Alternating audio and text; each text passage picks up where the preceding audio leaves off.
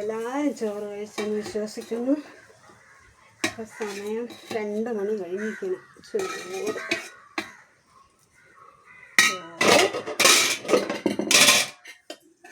ചോറ് തോരൻ, ഉള്ളിത്തോരൻ,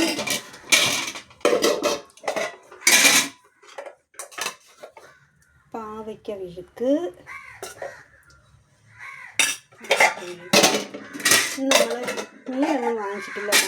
നാളെ 1-ാം തീയതി അല്ലേ, അതുകൊണ്ട് നമ്മൾ അമ്പലത്തിൽ പൊങ്കാലയുണ്ട്.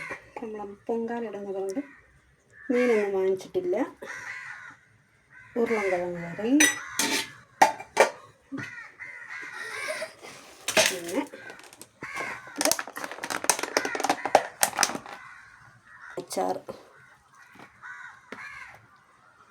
നാരങ്ങ അച്ചാർ.